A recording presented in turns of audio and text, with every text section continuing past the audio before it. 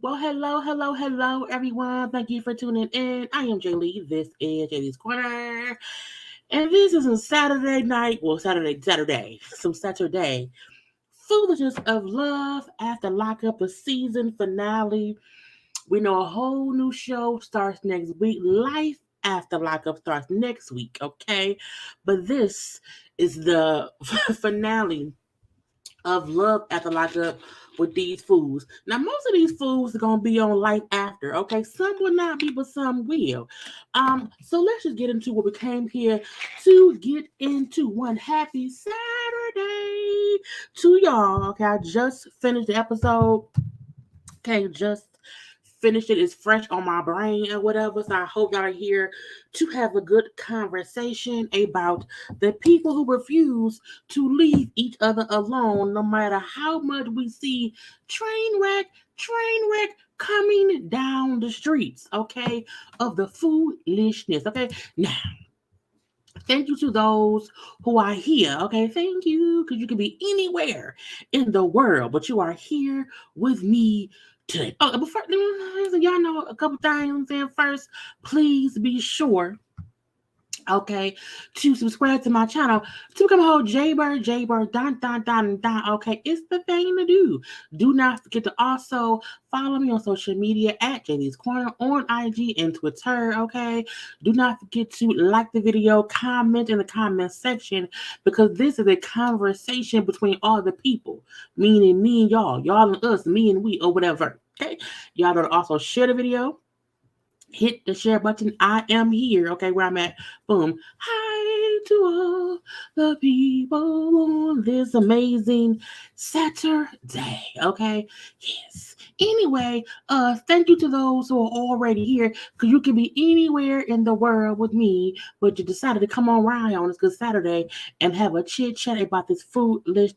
I feel like this is a really good season of Love After Lockup or whatever. I love the fact that we have new peoples who were giving what needed to be gave, which is foolishness. Because we look for the foolishness, a little bit of love, a little bit of caringness or whatever.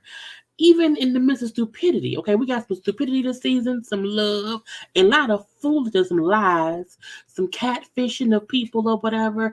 But anywhere go, we had a good time. Okay, but hi to everyone that's here. Hi to all the people that is here. You are welcomes in the corner, okay, of the J. Okay, the corner of the J, which means Jaylee's Corner. Okay, make sure to hit the like button, please, and thank you. Okay, thank you to my mods, to my members, Okay, because I know Tom's a member, okay? So thanks to the mods, the members of JayBirds, and seeing everything right here. All the people that are here for whatever the reason may be. Hey to y'all. Hey ma. Hey ma. That's my mug, okay? Right there. Hey ma, how you doing? Hey girl, hey girl. Oh, hey ma. I don't say hey, I can't get hey girl mama. It's like hey mama. Hey, mama, is what I do. Okay. But yes, yes, yes, of the yes. Okay. We have to be sure to be like, hey, yeah, yeah. Okay. I love about too. Okay. But hi, everyone. Okay. Hey, I still have not went to my PO box, but once I do, I will let you know, and I will say thank you. But thank you anyway. Thank you anyway. But I have not went to my PO box yet. Okay. Maybe I'll go tomorrow. I gotta see. Water here's been stupid.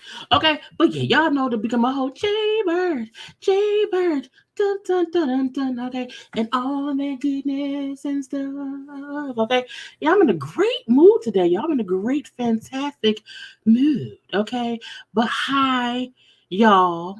Okay, yeah, my nail still look. The thumbnail always pop off. Well, get loose and I pop it off. So this thumbnail, I took it off. I still have this thumbnail though. So only I just took this one thumb off, but the nails are still on. Okay, I'm like, yes, that's what they do. Okay, and when they pop up, I'm gonna polish them. You know. So yeah. Anyway.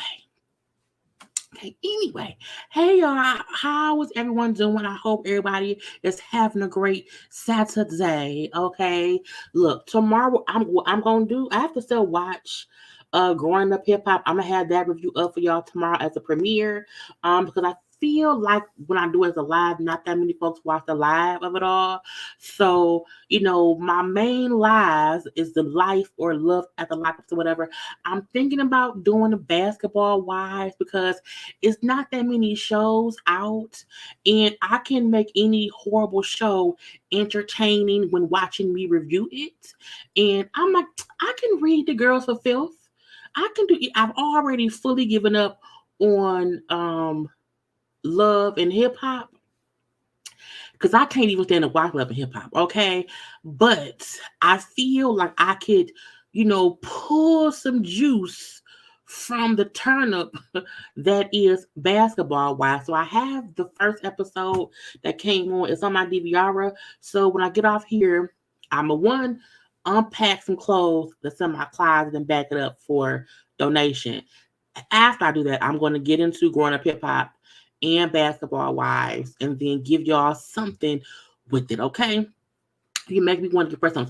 Look, I personally have not hey, new subscriber, Brooklyn 411.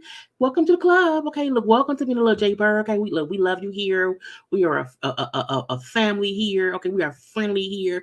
Welcome to the corner. Okay. But to Arena, or is it right ground? Is it rain? I can't remember names. I have not worn nails since I was probably 19. I was never a part, but again, I was 19, 21 years ago. So wait, 21, 22, 22 years ago. So I have not had like fake, the fake nails of it all and since I was a teenager. You know what I'm saying? Now, I may have been 20, I don't know. But the way nails were way back then, they're not that now. You had to go get some acrylic on them nails or whatever. It was a whole thing. Now the fact that I can go to the kids website, order, some press-ons that are, you know what I'm saying? So these nails I have on today are pink and like this nail is blue. I'm not giving y'all a finger. it just happens to be this, this nail, the middle fingernail is blue. So the fact that I can go ahead and, pop some press-ons on for a couple of days or whatever, it's fine. Okay. But yeah, I haven't had press-ons in a long time. I'm trying to get my mom to get some too, because it's easy, breezy, and beautiful cover girl. Okay. Yeah, the Kiss brand is the only brand I've used. Have been good. I did get some nail glue and I put a drop on each nail.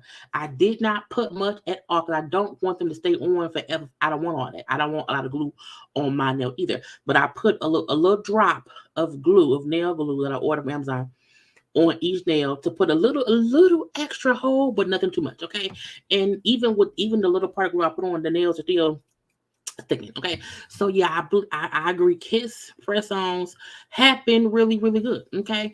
Let's see. It is Ariane. Hi, Ariane. Okay, girl. See, if people give me the pronunciation, I can basically get it because air, read, and N. Okay, or is it okay? That can also be Annie. It better be Ariane. I think it's Ariane. Anyway, okay. Hey, summer girl. Nope, I just started. Just we just in the 10 minutes in. Okay, I don't know if Bella verified what I watch a review. Yeah, because I feel like that be the fun part. The fun part don't be y'all watching stuff. It really be me watching it and how I make a mess of it. Okay, and not and it be crazy. Okay, but we're gonna see because I have to watch episode 1 and see if it's worth me wanting to watch. If it's not worth me wanting to watch, I'm not gonna review it. Okay, but anyway, we are here to discuss this. We 10 minutes in. Okay, look, make sure that y'all have went and liked the video because again, that is how YouTube know to promote me and to share my content. Okay, I need y'all to do your part and just hit the little thumbs up. Okay, that's all. All you have to do is hit one little button. Okay, and the only little button you have to do is the like button. That's it. Because if you do that, I'm gonna share my screen so y'all can see. I need y'all to be like, you know what?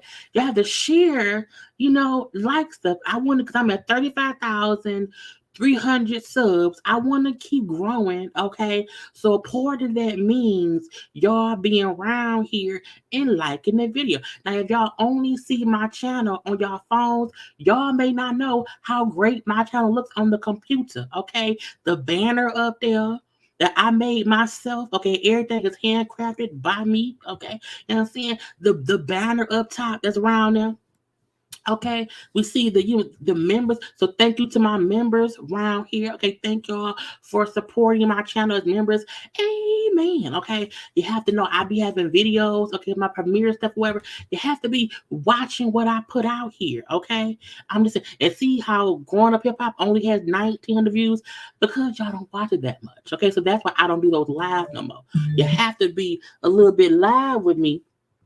Okay, so I can see that I still have not done Love and Marriage DC last week's episode, and y'all ain't asked for it, but I'm gonna do one. I'm gonna do it tomorrow, well, sometime tomorrow. I don't know when, or Monday. I don't know.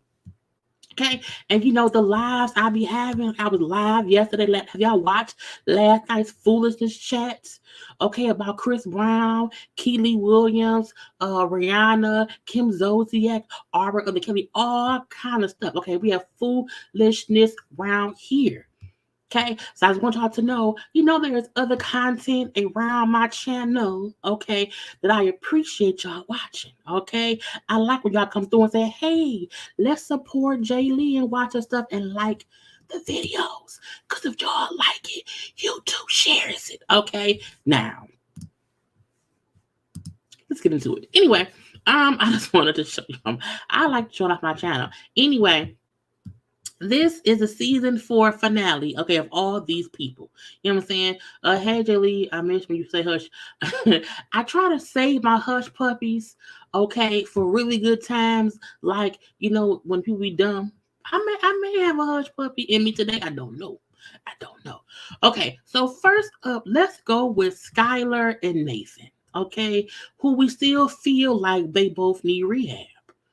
Okay. I feel like even though they may not be actively addicts, they may not be actively addicting right now, they still need some therapy as former, currently used to be addicts. Yes, former, currently used to be addicts. Because they still, I feel like when your only clean session was you being in prison, you're not really clean. Because in prison, you can't really easily get high. You can still get high in prison, but it's hard to do. So if you've only been forced because you were arrested and went to jail and you were clean only in prison, once you're out of prison, you stay clean. That's when I can say you are no longer a recent or current addict because you've had time on the outside world to be around here making sure you clean. Y'all only was clean in prison. Okay, only was clean in prison. So their story to me was boring.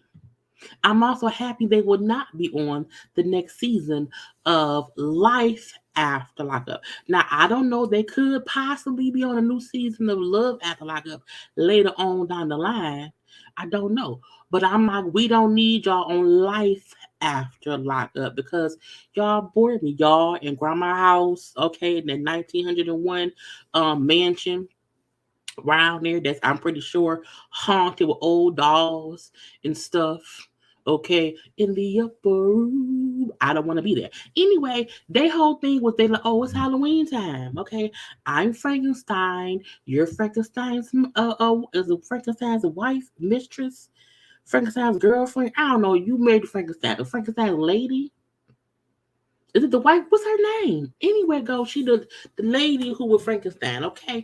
And like he wants to propose. We know he has that ring or whatever. And I want to propose to her because I love her. She's the only person I possibly want to be with forever. No, sir. No, thank you. Okay. Now, Skylar brings up how she's worried about him with his brother. His is a brother or cousin. I don't know, either a brother or cousin out of prison who he's very, very close with. Okay. But brother cousin of Nathan's is a drug addict. He's a menace. Okay. He is a troublemaker and I just worry because he fresh out of jail and Nathan's fresh out of jail and I'm fresh out of jail and my bitch we all are fresh out of jail. We are all freshly whatever.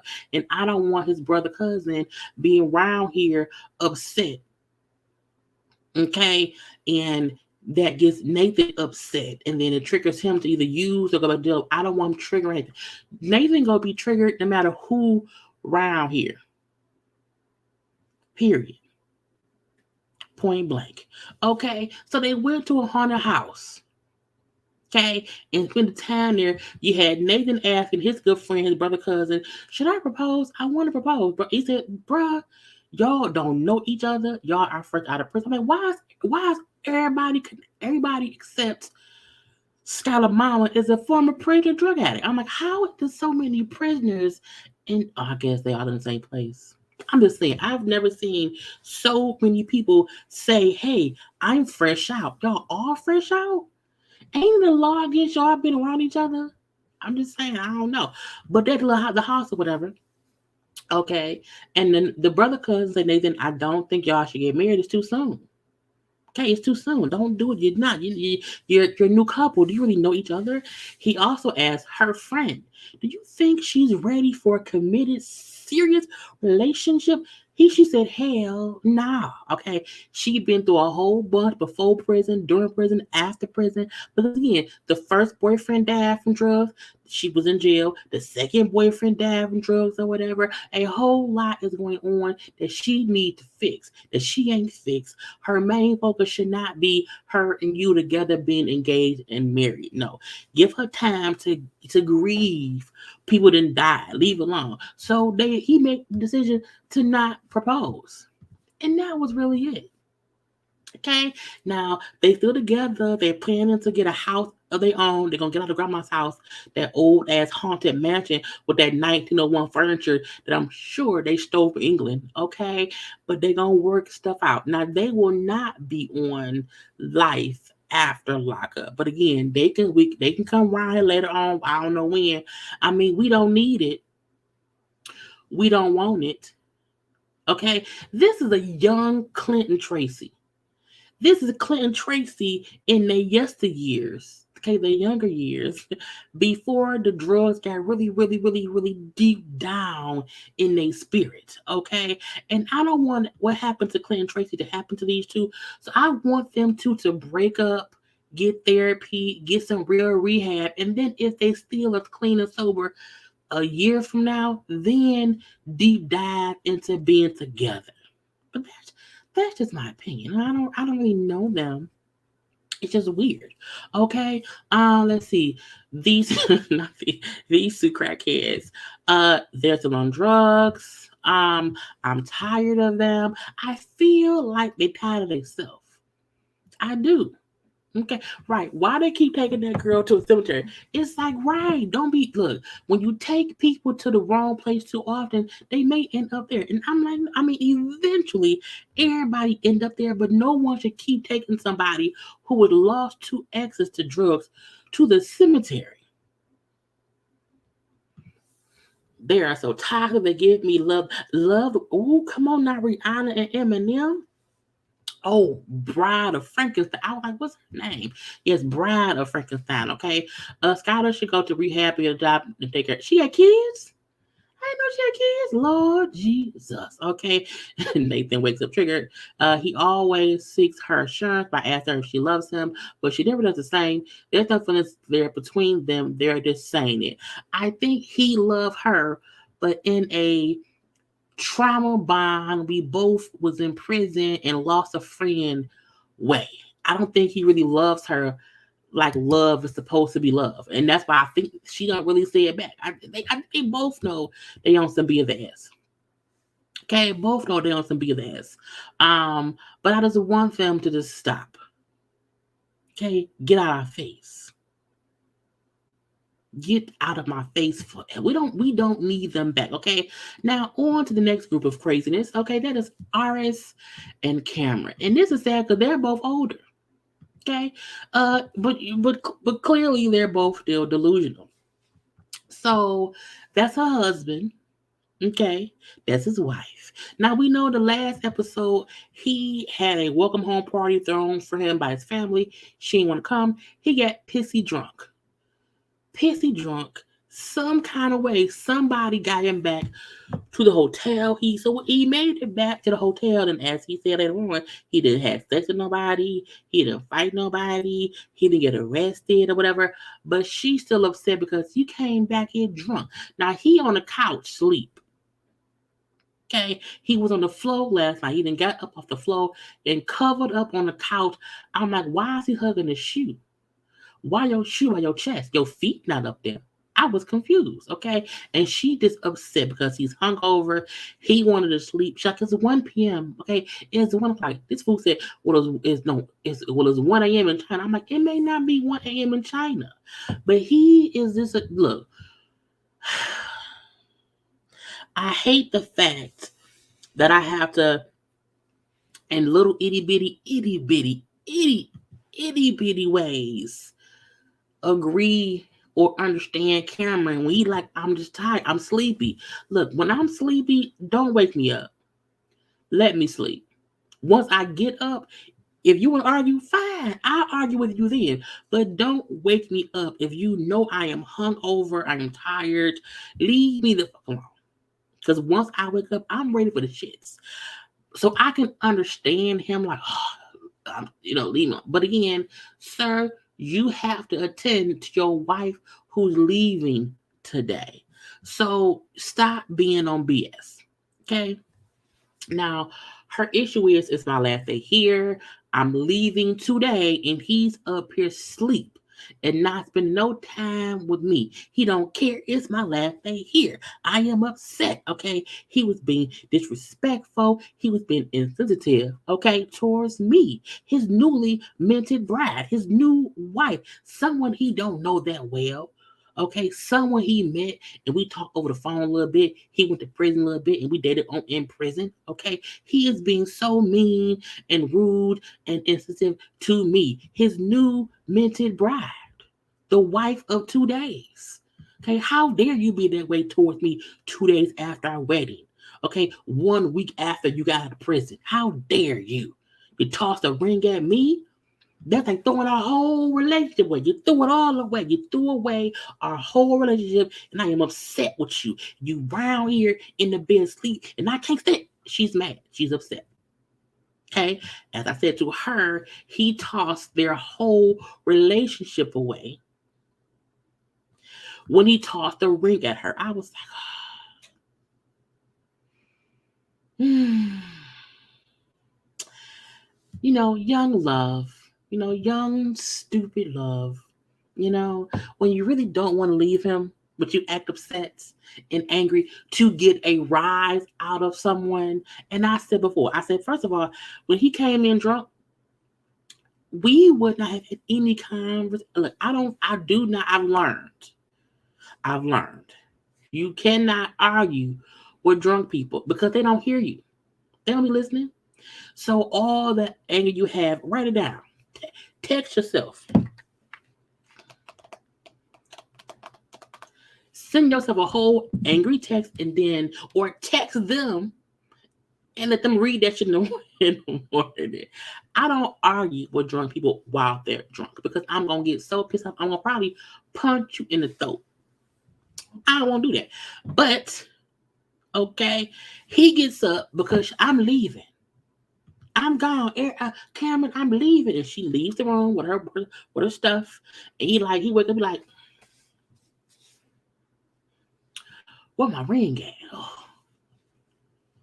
Oh, where my ring? He literally waking up not knowing nothing that he said or did last night. And he like, where's my ring? I gotta take it off? What is going on? I don't remember nothing from last night. I was drunk. Now he is fully aware how drunk he was. Okay, he is fully aware. I was drunk. I don't know what I said. I don't know what I did. Okay, I don't know. Okay. Anything, she was saying to me last night, I don't remember. Okay. He was saying I was too drunk. Okay. And I wasn't paying attention. His whole thing is deny. I don't know what I said. I don't know what she said. She was talking to me and nothing does not compute. I don't hear it. It was nothing. That's why I don't argue with drunk people. Because even if I had all the right reasons to be upset and I said all the right things to that person in my upsetness, they don't remember. Not at all. Again, write it down, repeat it to them when they're sober. Let them hear why you're pissed. Just saying. I'm not saying don't be upset. I'm saying don't argue with someone who ain't listening to you. This fool said, her talking to me like want. He literally said it was like Charlie Brown, the TV show, and the parents want because again, you drunk and you don't hear much. He also says, I feel like I didn't cheat on her. I made it back to the hotel. If I didn't cheat, I didn't do nothing wrong. I said, nigga, what? There was more wrong in a marriage besides cheating. You also was disrespectful. You also were an asshole. And you being drunk is not an excuse for that. But if I wake up and my husband is hugging his shoe, I need to rethink my marriage. Period. I'm leave me be, bitch. Leave me be. So he wake up, he calls her like, where you at? I'm like, nigga, where? I'm in the lobby getting coffee. I was like, oh. It was it wasn't only that too. It was him call my wife. I was like, who you talking to? I mean, he's talking to Siri. My point is, he really call my wife. Where you at? Oh, well, give me a dirty burger and some whatever. You ain't getting nothing. You answered. I would not have answered the phone. He would have had to call me like 8 times. Then hello, what? Not one. The first call, you can't get no answer. I'm not here. Leave me be, bitch. Leave me be, bitch. Leave me be. Okay, so it's like, but again, this is what happens when you marry a prison stranger. Okay? A prison stranger. That's what happens. Cameron was literally a prisoner, stranger, danger, fiance, husband, drunken mess. Now he's up walking around like a fool. Okay? So he get down to the lobby because he like, I gotta get down to where she at. So he's up off the couch I don't believe he took any shower. Okay, I just don't believe it. I feel like he got up, changed shirts, and maybe got some fresh socks, and is downstairs in the same pants and just a different shirt. I don't think he got no different drawers, just a different white tee. His Air Force Ones, and he got his feet up on the. I said, nigga, if you don't get your fucking feet, what is you doing? What is you doing? Aries is 31. He's 30. Okay. But he round here. And I'm like, why? Tell me why ain't. It's like, what? I'm like, why are your feet up on the table, sir? For what? And then she's up there having a rational conversation with him. And I'm like, ma'am, why are you in a backpack? Backpack, backpack, backpack, backpack, backpack, backpack. It's like, why is you in a backpack? Hold up. Wait a minute. Why is she in the backpack? Why? Take the backpack off. Why? Why? Why? That may be a carry-on, but it looked like it's Dora the Explorer. Backpack, backpack, backpack, backpack. I'm like, ma'am, we can't take you serious right now. I can't. I cannot. Because you around here backpacking it like Dora.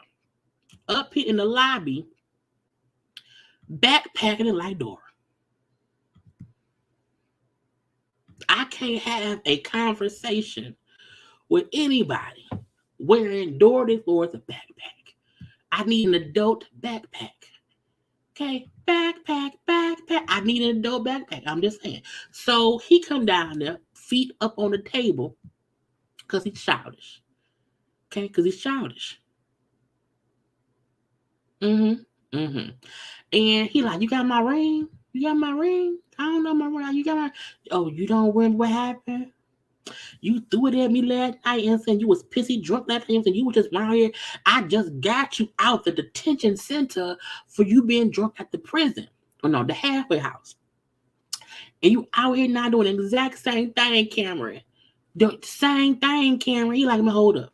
I'm saying, look, I've been in jail for 30 months, okay? And my tolerance for alcohol ain't the same, which to me means Cameron is used to drinking a lot and not getting drunk. I know that because I know people who have a high tolerance for drinking, and they can have a few and not be drunk, but they're used to drinking that way. And his point in saying my tolerance ain't the same. Well, you should know that. You should pace yourself and not be around here doing too damn much. Okay? But this fool then say, so my drinking level ain't the same. Okay? But, excuse me. But me going out and getting drunk last night was not the same as me in the halfway house. Okay? I didn't go to jail. I didn't fight anybody. I didn't have sex with nobody. And I made it back home to you. Now, in hindsight, if you have, he overdoes it. He overdoes it, for sure. He is pint-sized, for sure. Okay? Caramel little stuff gets on my nerves. That's a carry on. It's still a backpack. Okay. Acts like George Jefferson. Liquor is going to be the other woman, and Airhead Eris is Curious George's marriage. His whole demeanor has changed. The rep has left the building. No, she's 31. 31. And I feel like in hindsight, because I have to play devil's advocate, if my newly minted husband of 2 days, who I met in prison, went to his family's welcome home party, would I be upset that he came back drunk? No. Because most people who I know drink, and she knew she's a drinker, I wouldn't be pissed. Now, she was sick. I think she was already pissed because one, he wasn't answering, he came back late, and all that stuff. And I would not have made that a big issue because I ain't got time. He a drinker. It is what it is. That's what you married. My issue would have been you not answering my phone calls. I'm telling you I'm sick and you don't care. I was more upset with him for not caring that she was sick. And he left anyway. He left her at the hotel sick, not feeling well. Then he went out and got drunk. Now he made it back. Cool. But you shouldn't have left in the first damn place, okay? And the fact the whole time they said that they're talking, she went from being pissed off at him, for the right reasons or whatever, and just kind of forgiving him. Because he kind of made it her fault. Well, you was the one, like, you didn't come with me to the park. Nigga, what? You sit up here, feet on the table telling me kind is your fault, okay? Because luckily for you, I made it back to the hotel despite the fact that you did not come with me to the park. Now they fussing back and forth, okay? About her saying, well, I shouldn't have to come with you to the party. I, as a woman, as your wife, your newly minted 2-day-old wife, I should not have to come with you to prevent you from getting pissy drunk. I should not have to do that. However, when you marry a stranger, you don't know what they're going to do. I want to see him in his element. I want to see him get really drunk and see how he acts. I would have went and watched everyone. But she didn't have to go. Her not going is not, it's not her fault she got so drunk. That's on you, nigga. That's on you, dude. It's on you. You did that, not her. So him trying to flip it as if, well, if you would have came with me and, and watch, shut up. And then him feeling like, well, I already got a PO officer. I don't want to have to report to my PO and report to my wife. A part of marriage is having to report back to who? Someone else, and not as in they're your boss. However, that's a part of marriage. And the crazy part is she don't even know yet the reason his family called her upset was because of what he said. And the kicker part is he probably don't remember saying it. That's gonna be the crazy part. When they're watching the show back and she then see why the family was pissed because of what he told them. She didn't want to come. She didn't want to be here because he was mad at her for not coming. Also because, in my opinion, he had already been drinking. He's a bit of a drunk. Okay, so both of them are reacting to each other when they don't know each other. You don't know her triggers. She don't know yours.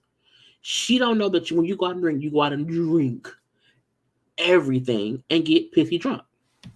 And that's what happens when two strangers get married at midnight out the blue.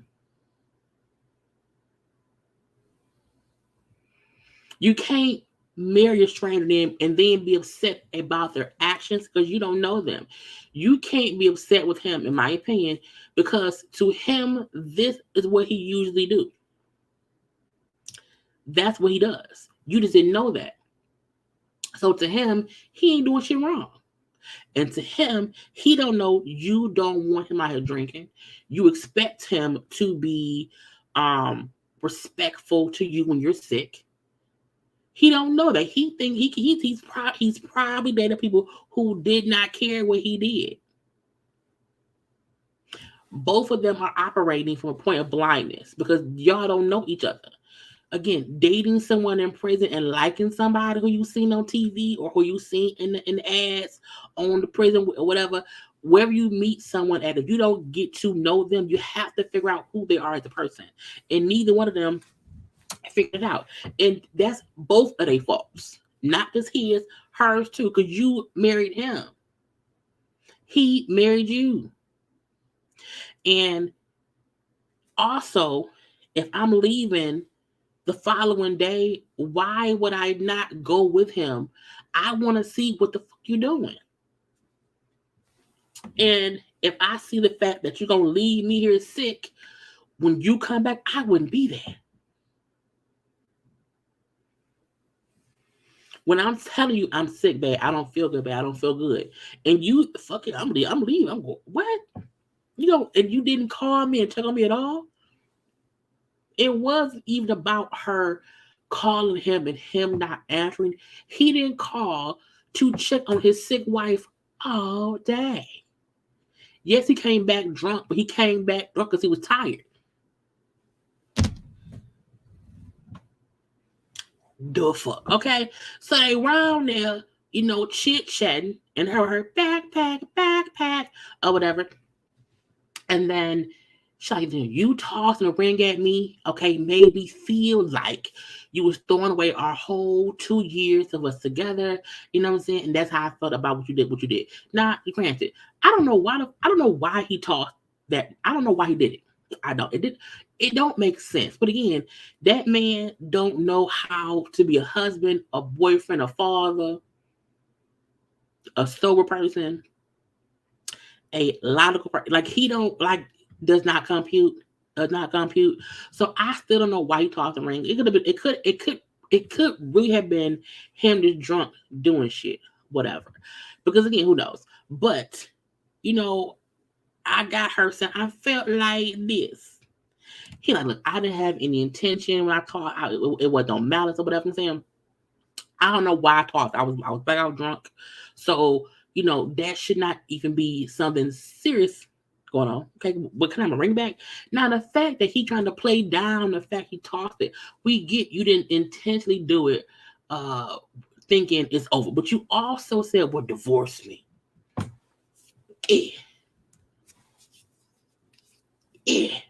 You did that. Okay? You did that. That is serious. However, I'm going to keep going back to you cannot argue with drunk people. They do dumb shit. Why? Because they're drunk.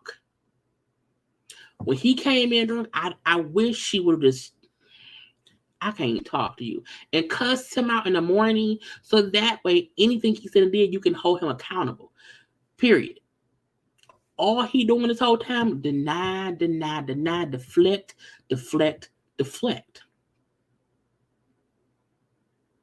And when you are saying you was pissy drunk, okay, yeah, I was drunk.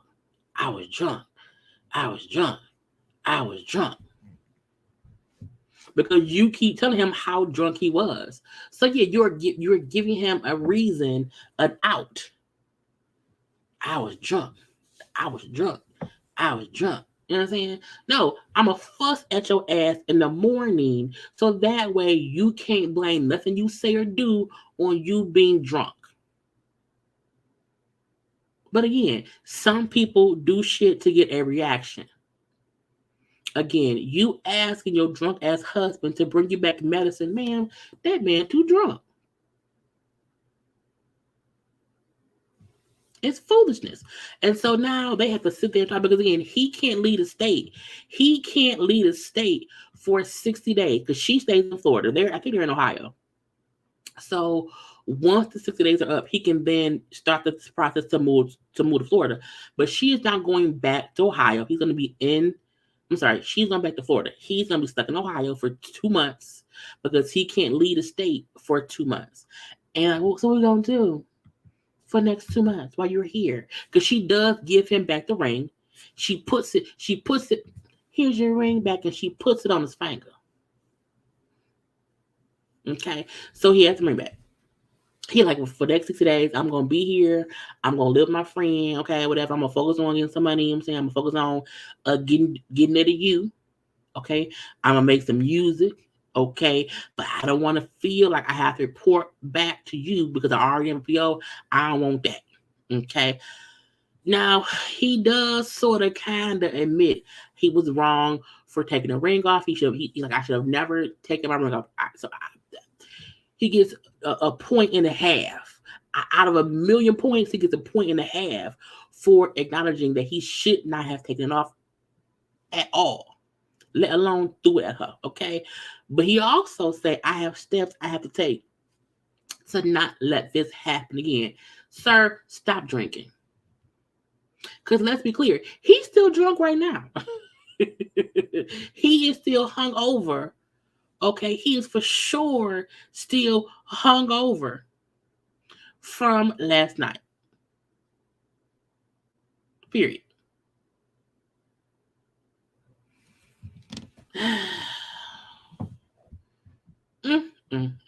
So they arrived at the airport together, whatever I'm saying. And I'm like, y'all drove to the airport and both walked away from the car.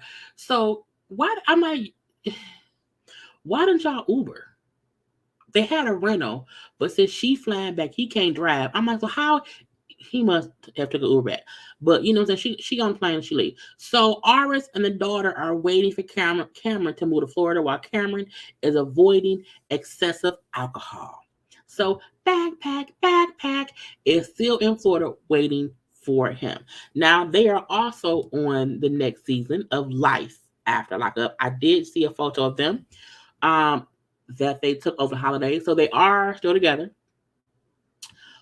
supposedly. Because that was maybe back in like November. It was either November or December. But they're a couple still.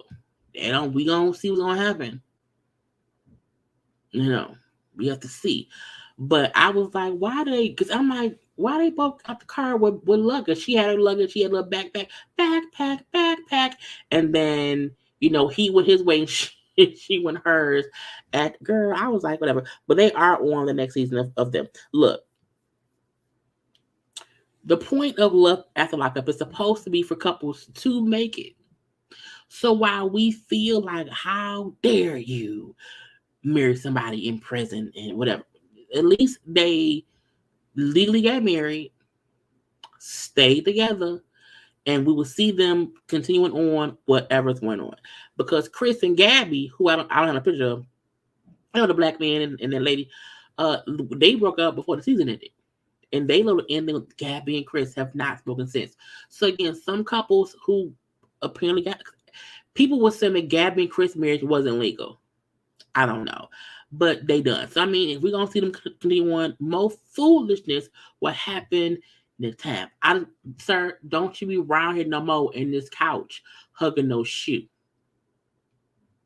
Okay? Don't be hugging no shoe. Because that's stupid. You in the damn shoe and her the damn backpack. Anyway, take 1 second, y'all, and like the video.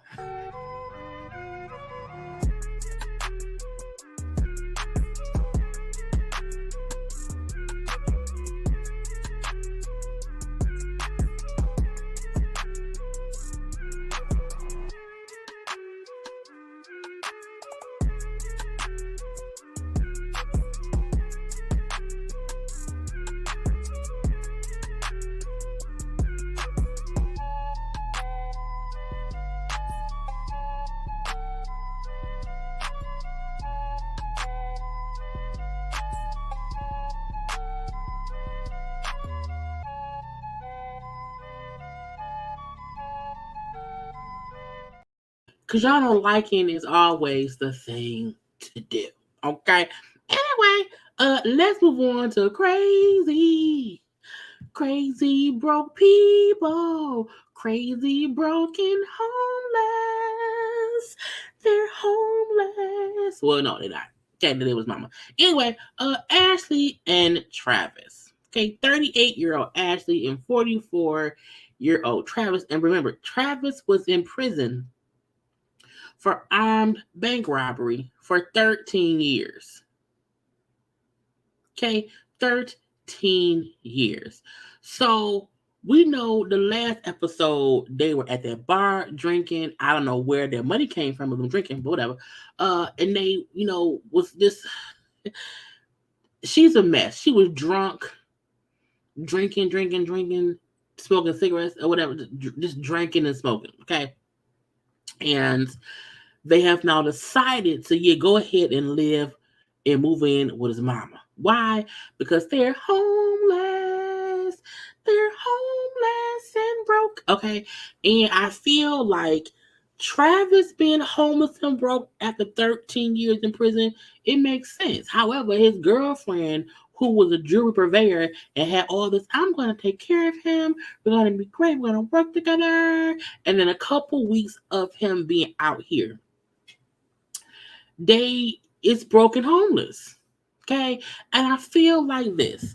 I'm not saying Ashley, not Ashley. I'm saying Ashley. What's her name? What's the damn name? It is Ashley. I'm not saying that Ashley had to take care of Travis. I'm saying she catfished that man, having him think he would be able to come out and be okay and have time to get a job. He can even work with her. Like she for sure catfished him in lifestyle and her financial safety because he wasn't out but a couple weeks and they got evicted out the house. Okay.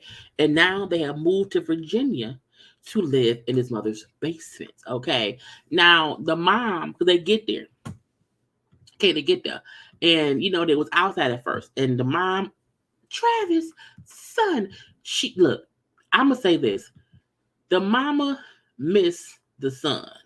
Because again, we have to remember he's been gone 13 years. Not 5, not 2, not 1, 13 years. She has not been around her son for 13 years. So I think it makes sense that she missed her son. So she's like, so I'm so sorry. I'm so sorry for questioning your relationship. And I'm so sorry I just miss you, whatever. I want you around. I'm saying, but my point is me and my son have lost 13 years of bonding. I miss him. So let me say sorry for, being realistic about you and your girlfriend because I do not want you to leave and I don't have you for longer. Because let's be honest, how old is his mama? I'm not saying she's 80. But I'm also saying she may feel like, hey, I don't know how much time I have left because no one is promised tomorrow. So I want to be sure I have some time with my son, even if I have to tolerate the woman who I feel like he should not marry right now. So him being so pissed at me, him leaving, going to the hotel, let me just say, I'm sorry. I love you. Do what you want. Y'all can get married. Just be around me. I love you, son. Go to your room and be with your girlfriend. Okay. Now, that's fine. But to me, Ashley was being rude. And I feel like when they pulled up and the mom was like trying, I guess, to be around her, even maybe hug her, we have to pack and get unpacked. We're trying to do that. I'm like, did you say hi to his mom? Did you acknowledge her? Because she's letting y'all stay there rent free. Because y'all are what? Broken homeless. Broken homeless. It's not too much to be nice to her, okay? But in the house downstairs, okay, when it was just at first, it was just her and the mama. And he said, so what made you, feel like you have the right to tell your grown son what to do, shut up. Shut up. She literally said, y'all can be together, but don't get married right away. Wait like 6 months, just to make sure y'all can know. That was the most realistic, non-confrontational, non-disparaging remarks that the mama said. And mama, again, because she don't want her son to leave, I'm sorry. You know what I'm saying? I love you. I love him. Y'all can give me tomorrow. I don't care. Okay. I love it. And they hug it out. He walks in and it's a weird threesome because it's the mama who, in my opinion, I do think she's saying sorry genuinely, but I also think she's saying it because she don't want them to leave. Period. Okay. And I was like, girl, it's weird. Now the mama and they all hugging. Oh yeah, it's great. It's great. And the mama said, that's okay. Ashley can wear her princess crown, but I'm queen. I was like, come on now, mama. I'm queen. And I think her point was the mama see how Ashley, I told you, Ashley is a white woman who likes the white woman. I want to cry. I want to be like, oh my God, you should feel sorry for me because I'm broke and homeless. So I need Travis to really, really, really just be there for me. It can't be about you. It can't be about your mom. Travis, it needs to be, oh, Travis, it needs to be about me. The mama see that. The mama see how emotionally needy Ashley is. And I think she also feel like Ashley even made me feel like she had everything together. And soon as he came home, 2-3 weeks later, they're broken homeless. I think the mama felt like Ashley played her too, because she probably felt like she made me believe my son, even though he's a bank robber, my son was in good hands and he was fine. And now y'all are here broken homeless. So a part of me feel like the mama was like, she can wear her princess crown. I need him to love me. Why don't you love me? I'm saying, but I'm the queen. Okay? I'm the queen. And it's my house. She's my house. And Ashley always seems high. She consistently seems high. I don't know how what. I don't know how who. I don't know how why. What I know is she always seems a bit loopy. Okay? And they didn't moved in. They got comfortable. That got the stuff moved in. Whatever, in the bed, chilling out, whatever. And her and Travis in the bed, just talking because they moved in. It's comfortable. It's their own space. You know what I'm saying? And she's like, I'm just, I just want to talk to you. I just want to talk and say, my period's late. He was like, what? Yeah, it's a little late. It's a little late. And he's like, well, how late? It's like, how late? But it's just like it's at least 3 weeks. I'm like, bitch, what? I was like, Justine, Michael, is that you? Because how is it that Fresh, he ain't been out more than a month. He has not been out. I take that back. Because he had been out for, I believe, 2 weeks before the landlord said you got, 2 weeks to get out. So he maybe has been out a full month, 4, 5, 6 weeks, and she like, my period's late. It's at least 3 weeks. He said, well, does that happen? Like, are you stressed? Like, do you? No, I never miss my period. I never. No, it's late. I just don't know what to do. He's like, look, calm down. Calm down. I'm gonna stop. Hey, calm down. I'm like, girl, what happened? Now she is 38, so it's not menopause. She's not going through the change. Unless it's early menopause. But she's like, I'm late. I may be pregnant. I bought a pregnancy test. And I said, bitch, what? Now, remember, last episode, which was a day or so ago, maybe a day ago, she was drinking, smoking. She was drunk. If you thought you were pregnant and bought pregnancy tests, why were you drinking and smoking? Really? Really? Okay.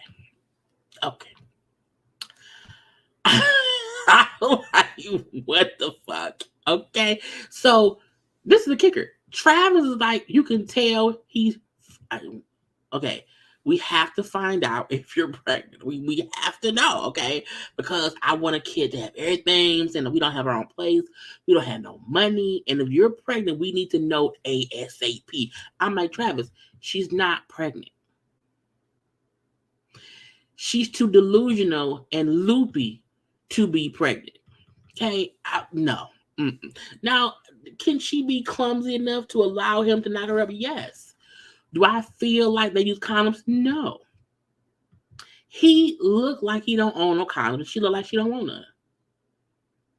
They look like raw sex people. And not because it's so good. They look irresponsible.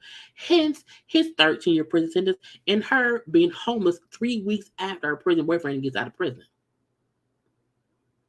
So they look just irresponsible. Now, thank God she's not pregnant. Woo, thank you, Jesus.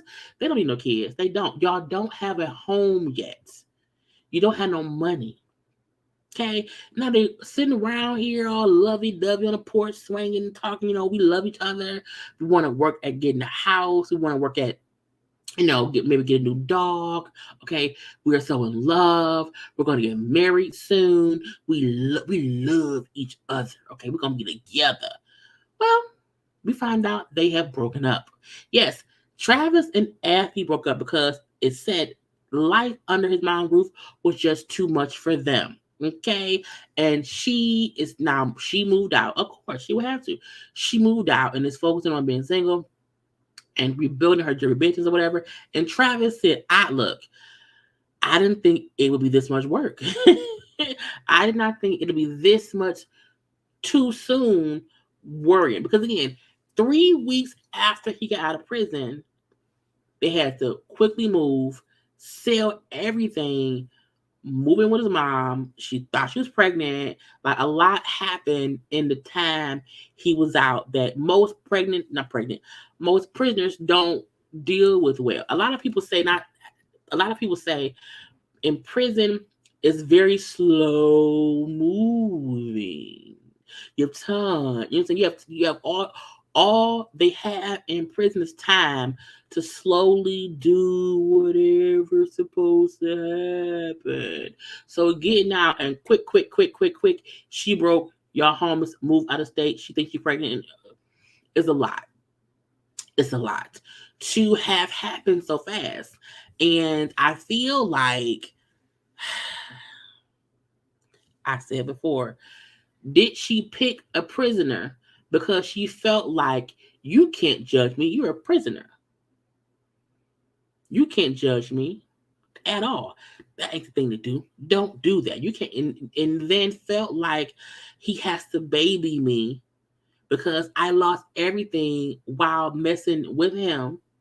And I helped him in the beginning, and now he has to do for me. And it just didn't work. Okay, you picked the wrong prisoner. Okay, and so Michael,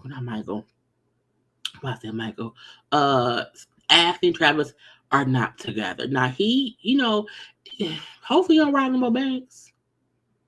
Okay, because leave it be, but she need to get to somebody's rehab. Okay, next we have Justine and Michael, another couple who did dumb shit too fast.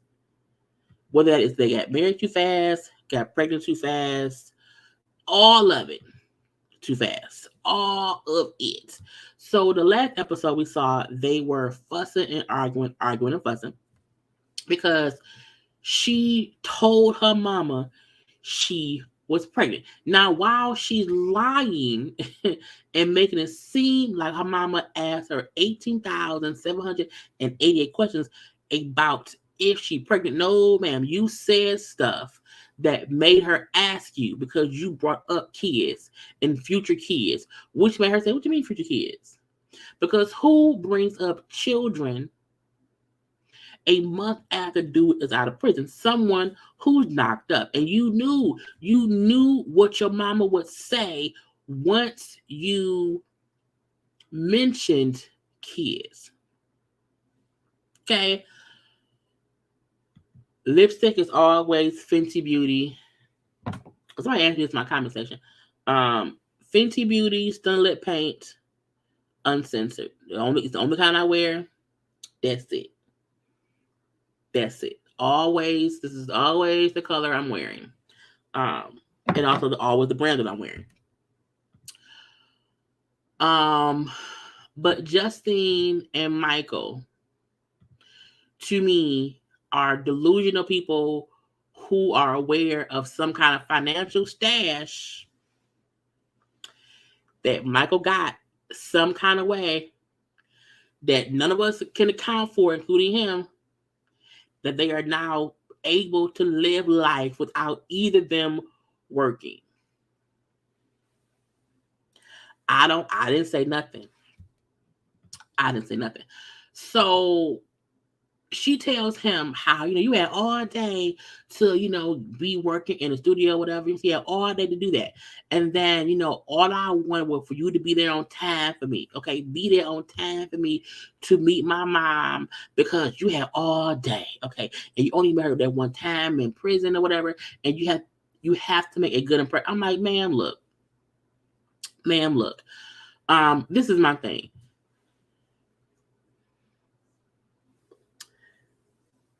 Michael don't have no job. He told you to quit your job. And he is now supposed to try to be this rapper. I don't know why. Um, he should have been on time, yes. But you already showed that you don't care what he do.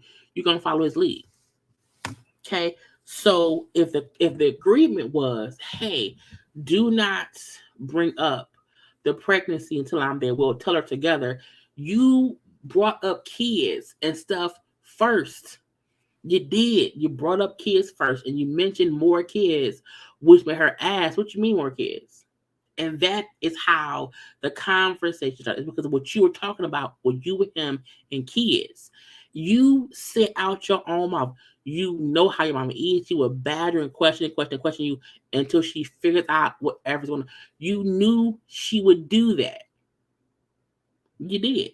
You just did not think that Michael would get mad at you for talking to her before you didn't think he would be upset. So now you're trying to blame him for him being upset. And to me that's crazy. Now it's like I don't want to defend him either because he's stupid too. Um when she says to him, had you been there, had you not been late, okay, had you not been late, you could have been there and helped me into talking to her and not having her badger me into revealing that I was pregnant. Okay, but no, all you did was shut me down, okay, and turn your back on me. Girl, y'all was in the car fussing back and forth, and he was giving you the same rude disrespect that you was giving him. Y'all were both talking mean and shit to each other. Justine has a mouth on her. And I'm not talking about how she is with him. I mean in general. That's how she talks, is what it is. So I feel like again, she's trying to blame him for her not being able to just not say nothing until he came 30 minutes late. You can't talk to your mama for 30 minutes without your husband there? Really? That's correct. That's your mama. She really acted like he was 2 hours late and the whole dinner went through. No, he was 30 minutes late. That is a lot of look. I can talk to my mom for hours. And if I don't want to talk about something that we have to discuss once somebody else is here, I can do that because it's my mama. You can't blame him for you having a fucked up conversation with your mama. You couldn't hold on for 30 minutes. You could not really. There's nothing else to discuss. That's it. The pregnancy, girl, bye. Anyway, so, whatever. Now he like, look, you know what I'm saying? When I'm working in the music a bit, excuse me, girl, it's water. When I'm working in the studio, okay, and I'm in a music making zone, I'm saying I can't leave before I finish stuff because it makes me feel like I have not done nothing.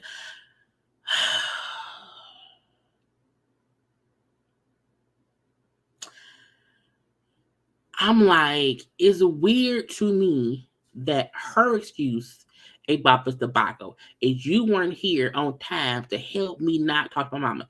And his response is, I'm making music. Okay, if I'm gone and I haven't finished, if I've not done the song all the way through, I can't leave. I can't clock out at 4:30 if the song ain't. I'm like, sir, you're not a musician. No tea, no shade. We don't know you. You have not reestablished yourself yet enough to be like, I have to be in the studio. Okay? I can't leave until I'm finished. But I'm sorry. I'm sorry. I am sorry. They both know to me. Okay? And so she said sorry for telling my mom. He say, okay, cool. I'm sorry too for out. They both say sorry. And then they now decide, oh, let's tell the kids. I was like, oh yeah, let's tell the children that I am 4 weeks pregnant.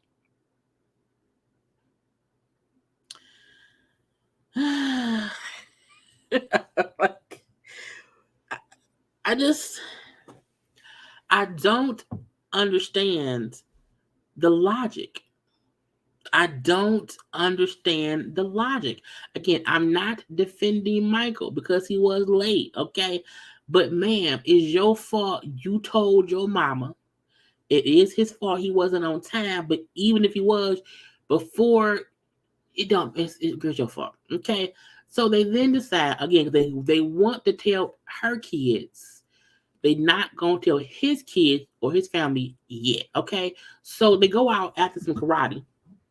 Because I'm like, wow, because he was in karate gear and so was the kids. So it's her mom, him, and her 3 kids. She has 3 kids. Her kids are her 9-year-old son, her 13-year-old son, her 17-year-old daughter. That's the daughter in the middle. So the kids, her mama, him go out for ice cream after little crank thing or whatever. And the fact that 4 weeks, she's about a month pregnant because he's been out for a month. Okay.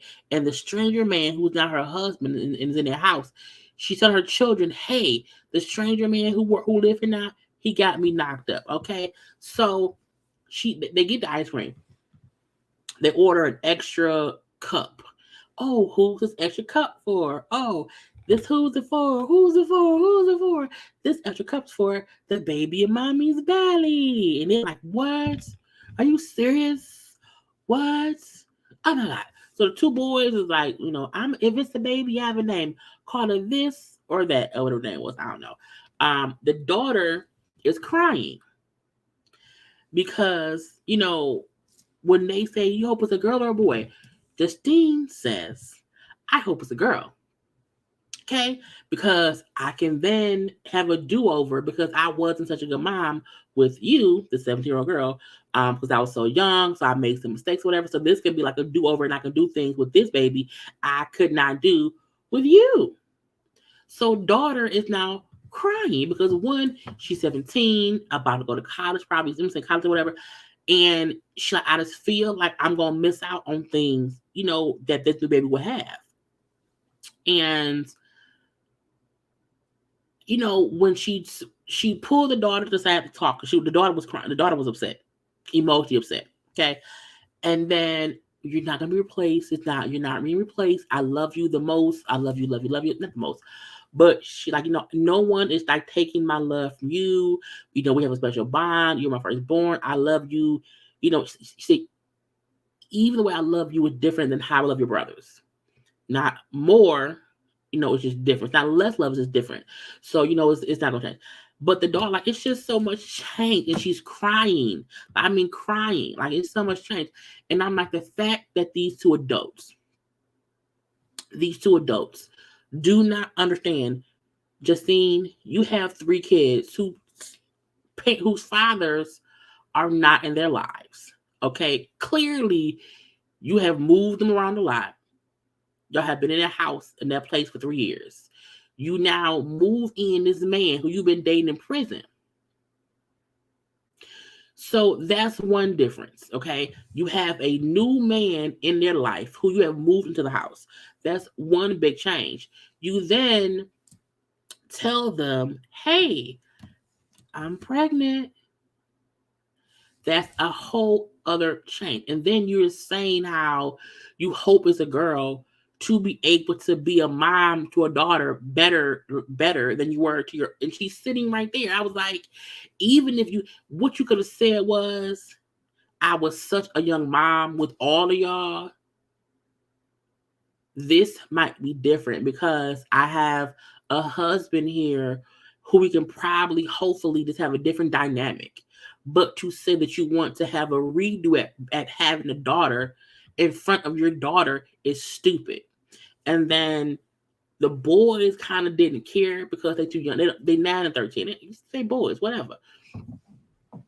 Her daughter is old enough to know how things are going to be different. And again, you've already changed so much because we not have to worry about this new kid. You've quit your job. Okay, you quit your job. You marry him. He has 4 kids who are now our siblings, okay, who can't come over because they live in Rhode Island and we in PA. Like, she put her kids through so much change in a month.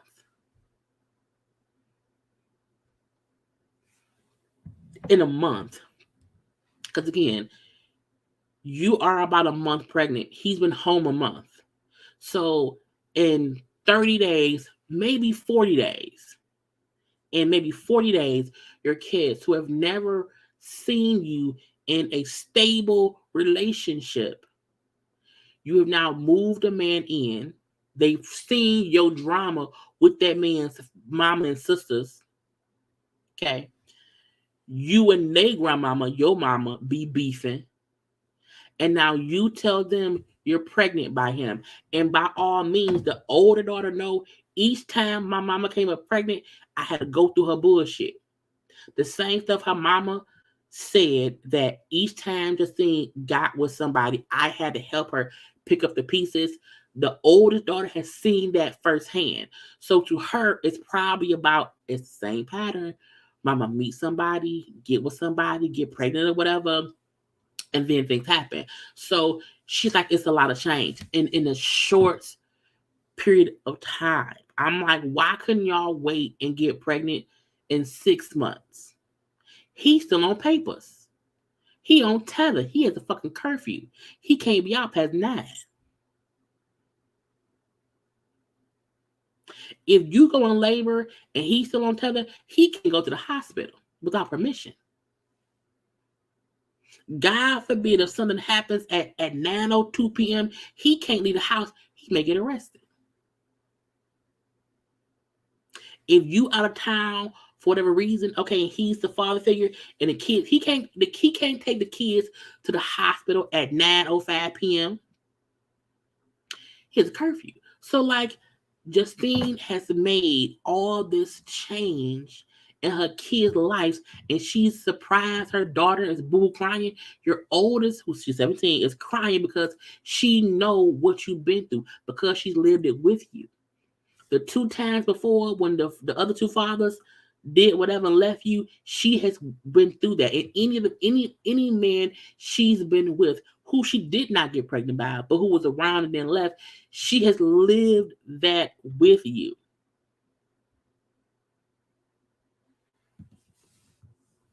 So yes, a part of his probation while he's on tether, he can't be out past 9 p.m. That's why he's doing studio work in the city, because he can't leave. He can't leave the town yet. When you get out of prison, the first 60 to 90 days, you can't do much of nothing. You still locked down. They lessen the rules about 90, girl, about 60 to 90 days out. But yeah, here's the curfew for right now.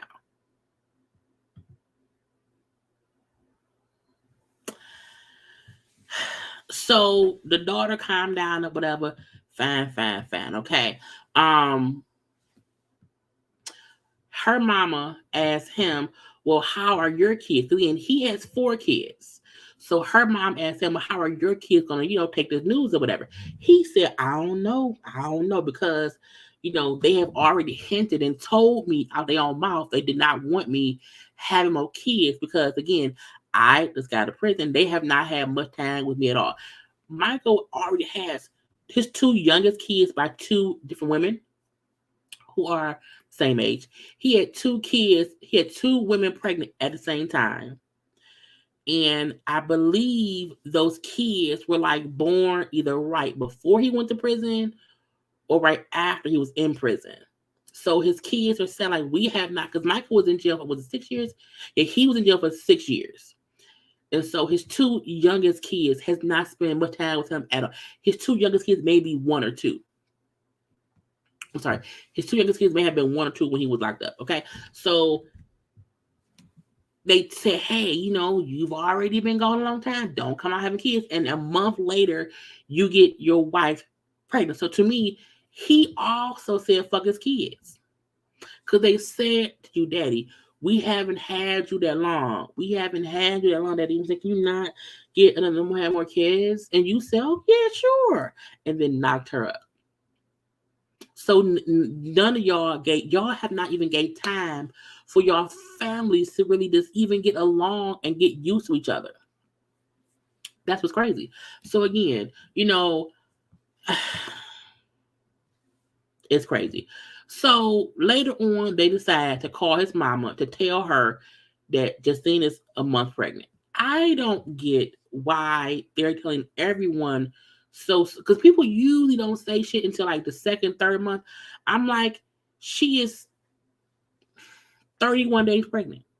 Anyway, so Justine said, look, we have to tell your mama, because if not, I'm sure they'll try to blame me in some kind of way as if I'm the reason you did not tell them. They was already pissed about not knowing that we were going to get married, beforehand or whatever. So let's tell them. So they FaceTime his mama. Look.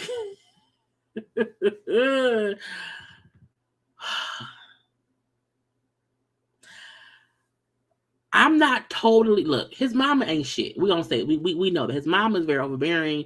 She's very controlling. She wants to be in control of that man's life. However, her logic this one time to me wasn't too crazy. They said we're pregnant. She was like, "Are you serious? Like you've only been out a couple weeks?" And they were like, "Yeah, it happened really really fast." And she's like, wow, you're already pregnant. Wow. Yeah, okay. And the mom was shocked. The mom she started speaking Spanish, but she was saying, like, can I talk to you? And he said, I hate that she don't speak Spanish. Like, don't speak Spanish in front of her because she don't speak Spanish. So just say whatever you want to say to us in English, okay? And the mom, are you sure? You know what I'm saying? He's like, yeah, say whatever. Okay, so yeah, if she don't mind, can we get a DNA test? I was like, ooh, mama. Mama suggested a DNA test. I said, she's right. She's right. Justine do deserve respect as his wife. However, if my son has been out of prison for 3 or 4 weeks and you are calling me to tell me that y'all pregnant, I would say, well, how pregnant is she? Is she exactly 4 weeks pregnant? Like, that's quick. That's quick. Okay? And, also the fact that, I would learn Spanish. I agree. I would learn Spanish. For real. I did not like his mom earlier in the season when she was fussing about how the Justine raised the daughter. I didn't like that. But her saying, hey, this is real soon, I think her question should have been, it's not the mama's business. No. I think I would have asked him separately, hey, are you sure it's your baby? You know what I'm saying? I think it was the wrong time to ask it on FaceTime. Justine Kids was there too, so they heard the whole thing or whatever, and that's what about his name out. But I feel like the mama will always feel like she has a right to just be inappropriate. But I can't deny the fact that she was right in thinking you should get a DNA test. I think her question should not have been, hey, can I get it? Her thing should have been, you just came home, son. Like all shade, you should get a DNA test because again, how pregnant is she? You just got home. And I agree. If he's really only, because it seems like he's only been home a month and she's pregnant. Now he also brought up how his mama did all. His mama gave his mother DNA tested his other kids without him or the mamas knowing before. And he brought up how her brother, his uncle, was taking care of a kid that was not his. And when the family found out about the kid not being his, it was a devastation to them as a family. So that was hard for them to deal with. So ever since then, his mama always wants to make sure, okay, if someone say they're pregnant, get a DNA test. But I still feel like, ma'am, you can't suggest that initially. Like, I would say, okay, let's find out how far along you are, and then should we get the DNA test? So her approach and how she did it was a little bit wrong, but I did not see any issue with her saying, you just got home and she's already pregnant. Like, are you sure it's your baby?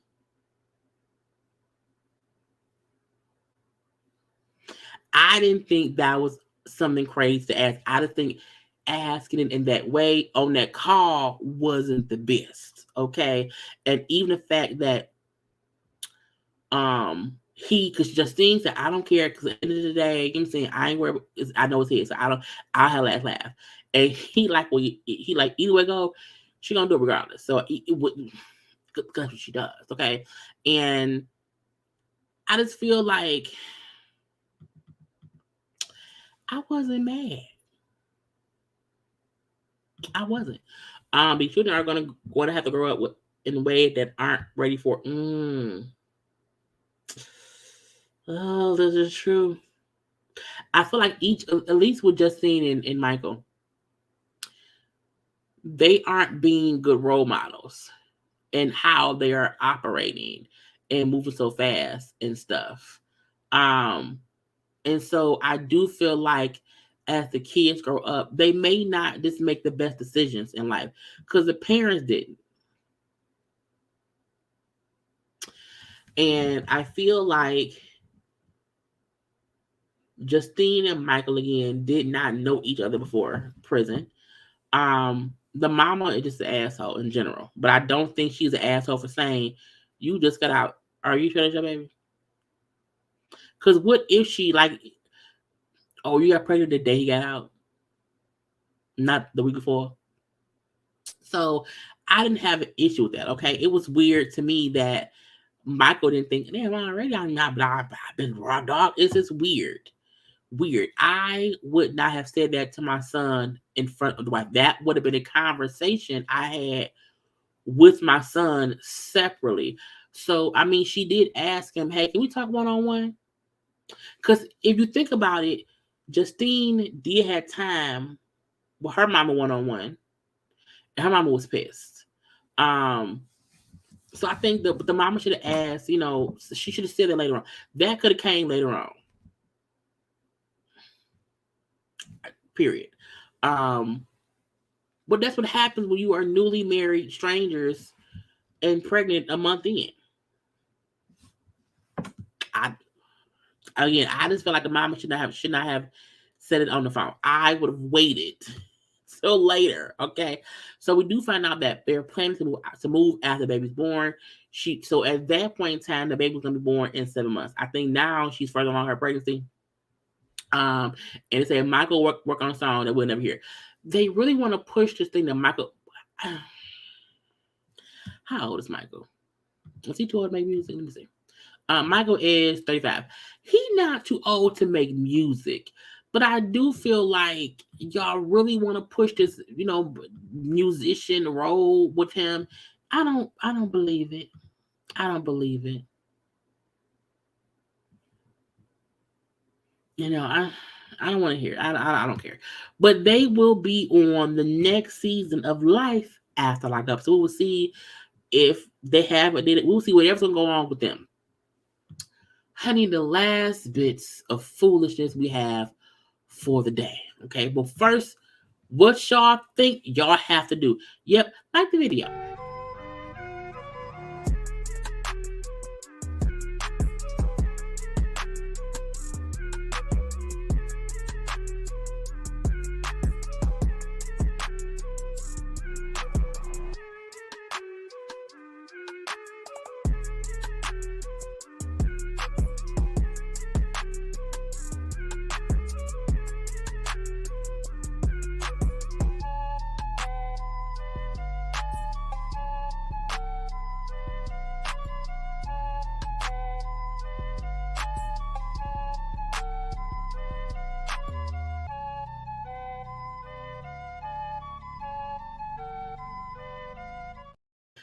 These fools here, 34-year-old Monique and 29-year-old Derek, will be irking our nerves next season 2.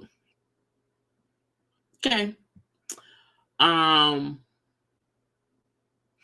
This is it remind me of who was it? Michael, Sarah, and Megan.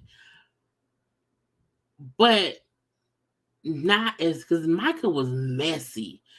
Derek isn't that messy, but I feel like they are a fan favorite with their bullshit. Now, he has only been out 6 days. Is my first point. He's only been out 6 days. I know we feel like they have been out for a month. Because again, all these other couples, it has been weeks of them being out of prison. We are seeing 6 days of shit. I'm like, 6 days? 6 days? Oh my God. I don't get it. 6 days. I also want to point out, Monique is not that much taller than Derek. When we see them in a car, they make it seem like he's itty bitty. He really isn't. Okay. Now, I just want, that to be pointed out, because I'm like, oh, seeing them walking next to, I'm like, they not that different in height. Now, she is bigger, he is smaller. But again, it is what it is. Anyway, they around here 6 days out of prison, and Derek wants to do a meetup. He wants to have a meetup between her and his siblings and the his grandma, his big ma, and his daddy. Okay, now he's 60 days out. Nope, just 6, because remember, Monique was only going to be there for 2 weeks. Okay, right. So yeah, it's not she right. So all we would have gotten was 2 weeks at least, but now we only got 6. I was like, that's crazy. A whole season was 6 days, Negro. 6 days? Lots of foolishness. Anyway, Derek wants to have this meetup with his family, wants to do a little barbecue or whatever.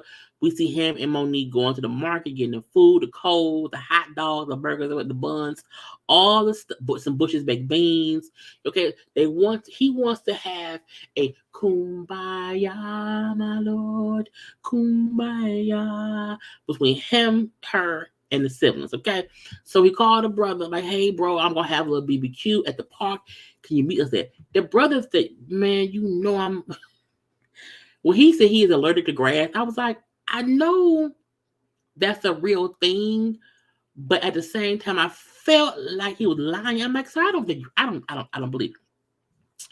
So he called his brother, I had called the sister, knew whatever, the daddy knew or whatever. I want it all to be like, I don't want no drama. I just want it to stop. Okay, I want to stop. Now, I find this. I was watching Twitter last night, and people were like, Derek loves drama because he won't take his family. I feel like Derek fully knows he can't control them sisters. I think he fully knows he can't control them in general. I think the fact that we now know he wasn't even raised with them like that. He keeps his distance from them. I think the reason he does not engage in a bullshit, because he just knows to not engage. Sometimes you have to know when to ignore your dumb ass family members. Okay? And to me, I think he just doesn't respond to them. He leaves alone. If you notice it, Monique is the one beefing with the family. And when he tell her to leave it alone, she don't. He don't be caring. In my opinion, it's because he know I can't control them. I'm not finna even try to engage in a bullshit or whatever. I wish she would follow my leaders, not listen at all. Leave me alone. Okay. I was raised by my daddy. I spent weekends at my mama's house. So I know how that side of the family is ghetto and whatever. And I'm just trying to not have to deal with that now that I'm out of prison. Okay. So I like that little part of him that knows what's the point of trying to reason with crazy.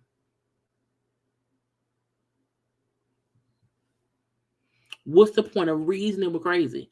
And I feel like, yes, his dad's side of the family raised him.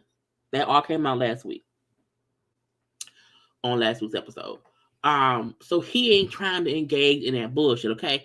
So I do think he wants the drama to stop. He also wants to do fuck around with people. Anyway, so Monique, like, I'm open to fixing things with his siblings or whatever I'm saying, but if they want to fight, I'll fight. If they want to fix things, I'll fix things. But if they want to fight, I'm gonna fight.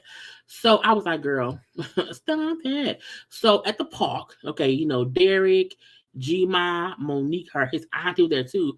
The siblings did not show up. They had barbecue hot dogs and hamburgers or whatever, little sides, had all the trimmings.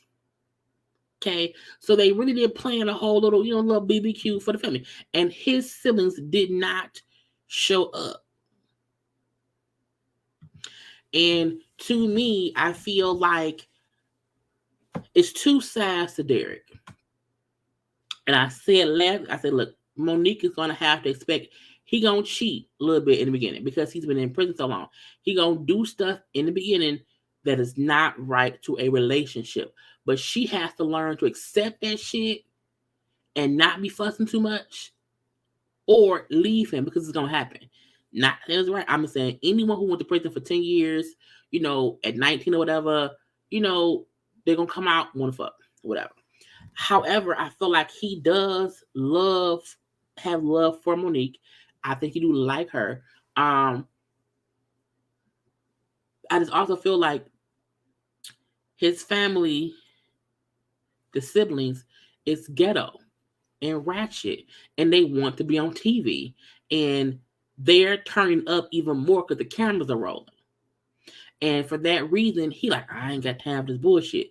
The fact that him, Big Ma, Monique, they was chilling, having a good old time, wasn't no drama or nothing. Monique ass was the one who kept bringing up, they not here, they on some bullshit, they messy, blah, blah, blah, blah, blah, blah, blah, blah, blah, blah. I feel like, Monique, you can't keep bringing up his family's disrespectful antics. If he don't care, you shouldn't either. No, if Derek was complaining about being upset at how they don't show up, you can then say it makes him upset, but it doesn't. He keeps saying that's how they is. That's how they are. It is what it is, okay? And he tells us how they're not showing up. He like, look, it's the same thing like when I was locked up. I would call or talk to them every once in a while or whatever. They would promise to be there for this or that or whatever, and they just would not show up. They were very inconsistent. And that's what he also told Monique. So my thing is, Monique know his family is inconsistent. They don't show up. They don't do this or that. So why are you upset at them doing what he told you they would do? Why are you pissed? And Big Mom like, look, I'm 94 years old. It's late for me. I gotta go home. I was gonna wait for the family, but I'm gonna leave. I'm gonna leave because again, she 94. I gotta go right now. So again, they're like, this is what they do. I don't care. I'm tired. Let's leave. Okay, I don't care. Now, when they finna leave, because Big Mom them leaving, Monique and Derek them packed up all the food. You know what I'm saying? They didn't spend money on whatever to cook. They leaving, and the sisters didn't pull up. First of all, that one right there, I don't like her. I don't like her. She talked cash shit about Monique's body and how Monique's body built. Ma'am, your body ain't built no better. Your body may be built differently. Okay, differently.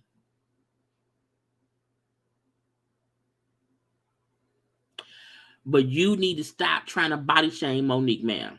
Okay, cut it out. Now, also, I feel like she's the worst one. She is the troublemaker of it all. So when they finna leave, Derek is like, you need to pull off because he saw the car pulling up from the driveway or whatever. He like, man, let's pull off. They had been waiting hours. They did not show up.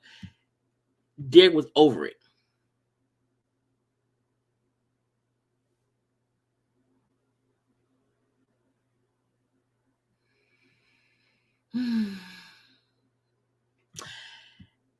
Monique is the worst driver to have in stressful situations because he's saying, pull off, pull off, pull off. And she slowly, girl, pull the fuck off. Get the fuck out of there. So when they pull up or whatever, they didn't block the car in a little bit. And in hindsight, first of all, the car was not really blocked in, but Monique is not a good getaway driver. She's not the person that you want in the driver's seat when shit is going down because she can't drive right at all. And so they get up the car. Hey, where you going? What are you doing? He like, it's been hours. We leave. We done. But because I'm here now. And when the sister said, the sister said that she would smack the fuck out of Monique. I said, why? What? Again, I told y'all, me, I would have been her ass day one. Period. That's it. Dragged her ass day one. Because, first of all, shut up. Okay? And he told the sister, look, we've been here for hours. I'm ready to go. Leave. Pull off. Monique just would not pull off.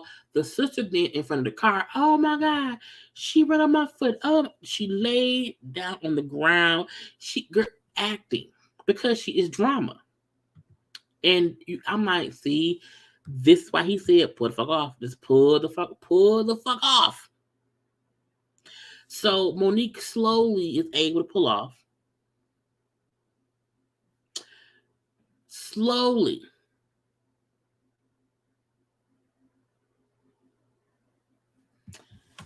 Okay, let me handle it. Let me go into the comment section.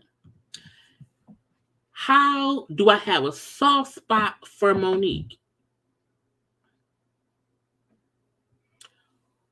When I call her dumb and call her myself, she did not start with them girl. Pete, look, at the end of the day, I don't care how Monique look. Derek's sisters was the ones who started that bullshit. I don't have a soft spot for nobody. So people who like them sisters and feel like Monique started with them, that's your opinion. But I don't have a soft spot for Monique because she's plus size. Because Monique is stupid. I've said that before. Anyway, people can have their opinions, but I have mine. Anyway, they fussing. They finally pull off. I was like, I would not have sat there.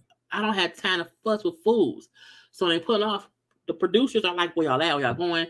So when Monique is trying to pull over wherever they are, he's like, no, keep going.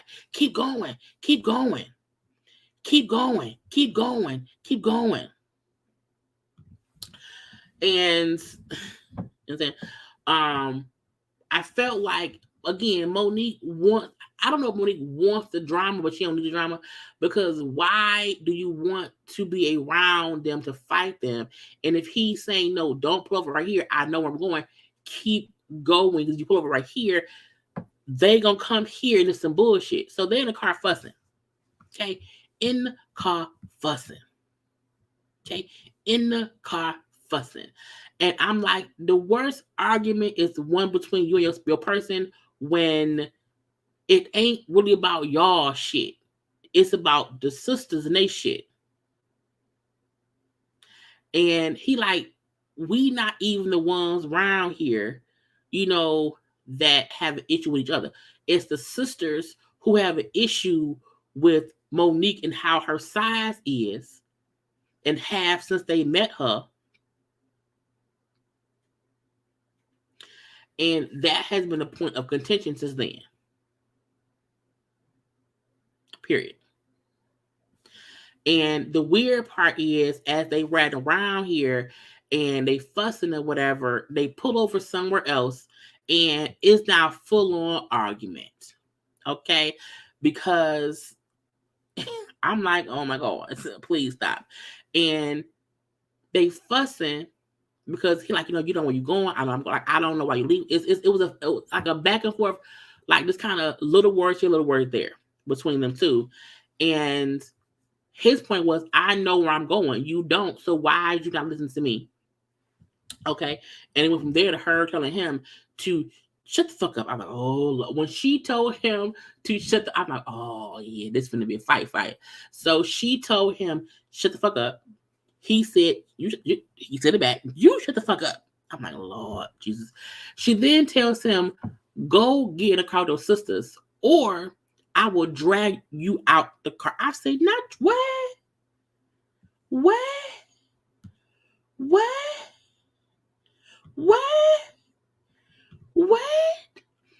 When Monique told that man, get in the car with those sisters, or I will drag you out the car, I said, I mean, she can do it. I think she can. But I was like, why? So that pissed him off. So now he's upset. Okay. He like, look, you got me fucked up. Okay. You got me. And I think Dick had been being nice. And he was like, you got me fucked up. You ain't gonna do shit to me. And I was like, oh Lord, where's production?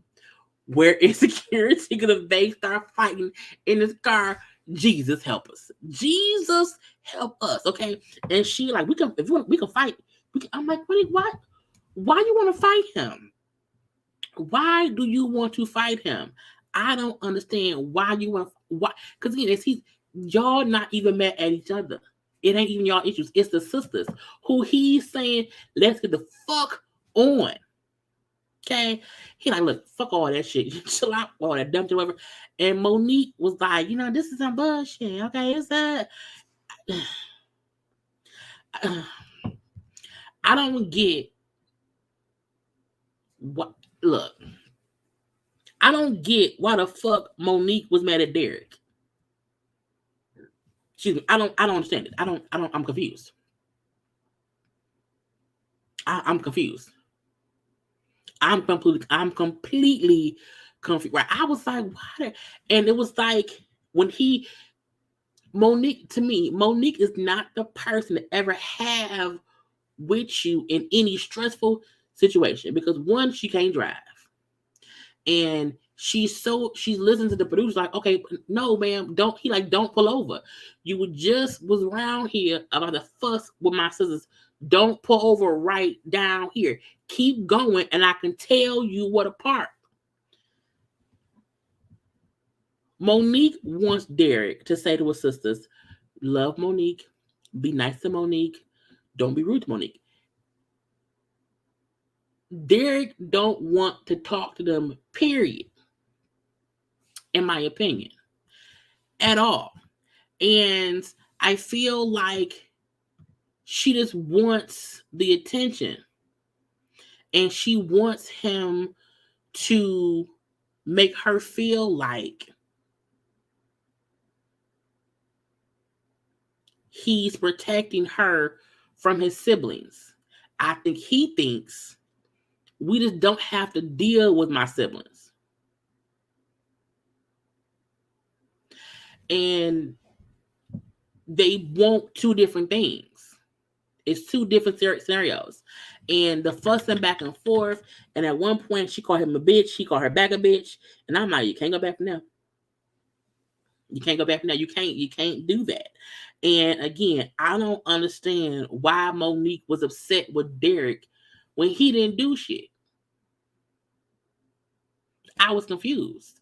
And I was like, he's telling you, don't pull over right here. I'll tell you somewhere else to pull over to get us away from my siblings. And I think she was already pissed because the sister just told her, I'm gonna fuck you up. And that was mad. It was just like,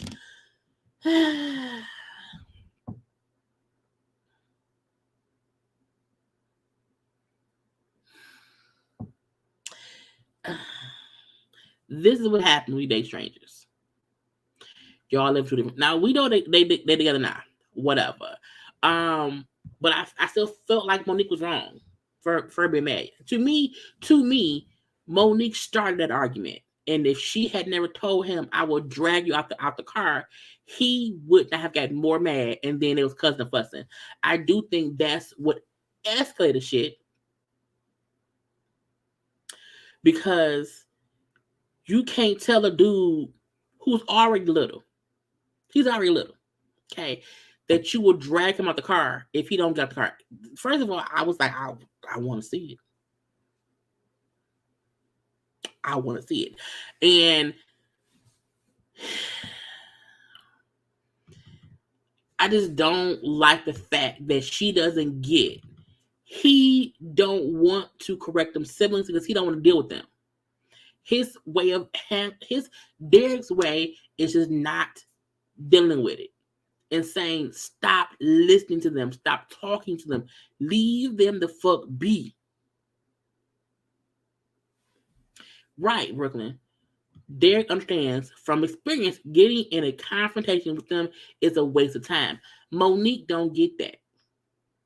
And she feel like him not defending her is making it to where the sisters feel like they can keep doing it. And I feel like he know it don't matter what I say to them. They go, because in the preview for life after Lockup, when he's trying to make Monique feel happy, whatever, he's out shopping with the fuck sisters. They still talking cash shit about Monique. And he's just ignoring them. Why? Because you can't reason with crazy people.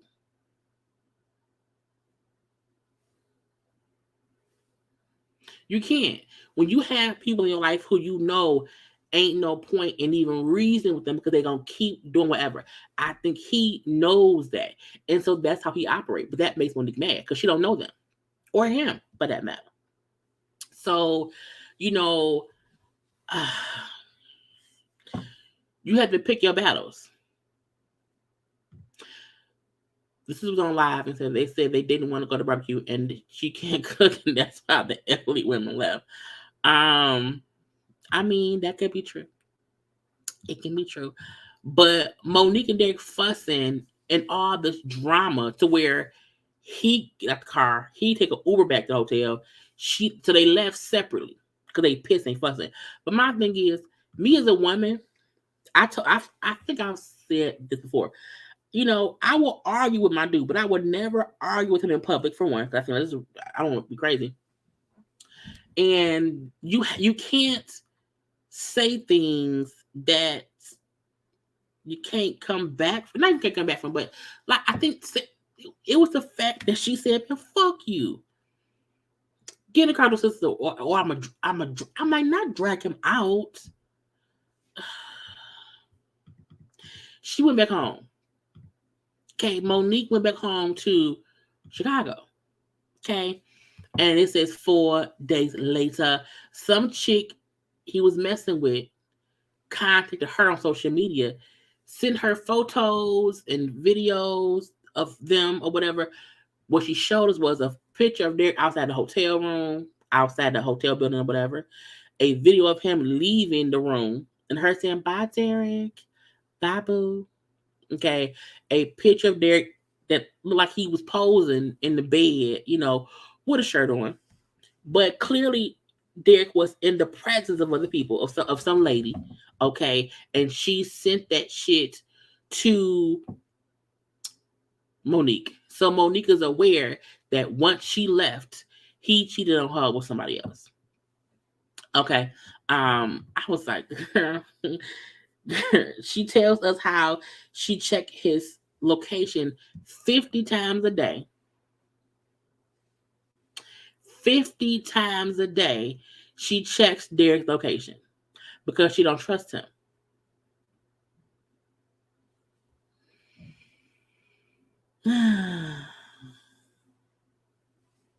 She calls him on FaceTime. So while she's doing her confessional, while she's filming the confessional, she FaceTimes Derek. He's at a restaurant. Okay. Seemingly with somebody else. Okay. It's him, his friend's girl. And she said, "Oh, so you out here, with your homie, his bitch?" I'm like, "Why she gotta be a bitch? What she do?" Okay. What? Okay. And then she like, I see like a menu next to you. So who menu was that? Man, that's a dessert menu. No, but who bread is that? I mean, that's all of our bread. Man, who? So she's like, I know somebody there. You're hiding somebody or whatever because there's food coming. Like there's a space for someone next to you. You won't spin the camera the whole way, whatever. The phone hangs up. Monique know that man cheated already, and she's on bullshit. And when you have to check somebody's phone 50 times, it's only 24 hours in the day. So every hour you're checking his location to see where he's at. And then you FaceTime him and he's like, I mean, he did answer, but he was cheating or whatever. And then like the phone hang up or whatever. And she said to him, she called up, she said, "You want to play, bitch? I swear on my daughter, I will fuck you up." Who swears on their dead daughter while calling their cheating boyfriend a bitch that you're going to fight? I'm like, who does that? He's showing you he out here living life. Living life. Let him be. Because you ain't going to, because you all this, you mad, you upset, but you still with them to this day. Monique and Dave is out here doing club pop-ups in Chicago.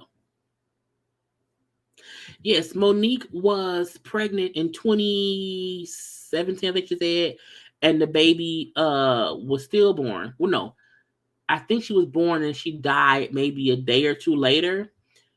And so when she said, "I swear on my daughter," that's she don't have any kids. She doesn't have any living children. So you up here swearing on your dead daughter's grave, okay, that you are going to somebody up, okay? That's crazy. Absolutely crazy. Why are you even attempting to, I guess, I don't know, it's weird because again, Monique to me likes drama. Because you already got the messages from some girl. You know he doing this, that, or the other.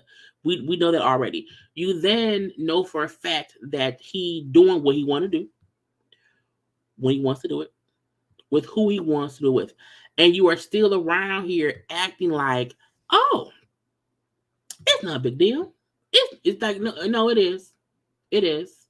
But you want us to feel like, he wrong and I'm only around here trying to just be, his girlfriend or whatever. And it's like, well, no, ma'am, you can just leave him alone. And that can be that.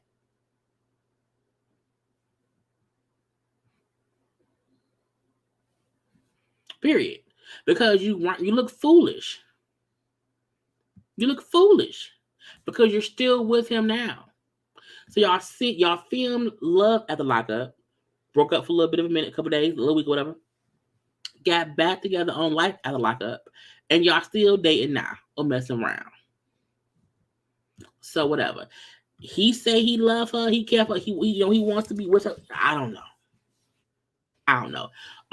What I do know is they around here. Let me show you the screenshot, not screenshot. So show screen.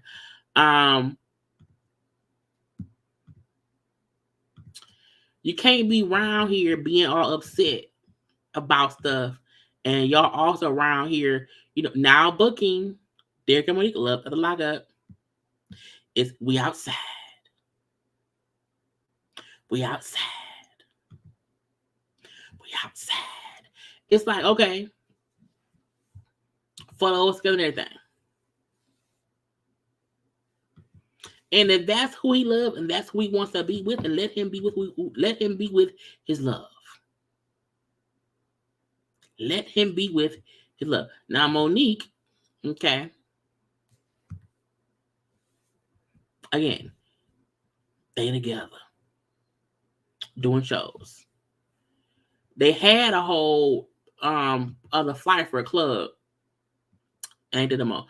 And that don't judge me, judge your mama. Well, ma'am, some people feel like you the one that you on the show.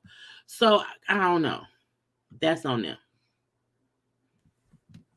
He's shown her who he is. He's shown her what he's gonna do. He's shown her that he will possibly be right around here and be messing with the people.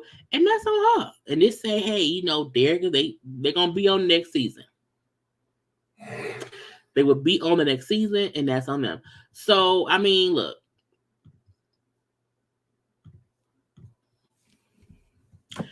Look at the Lockup, now booking promo packages, podcast interviews, and club hostings.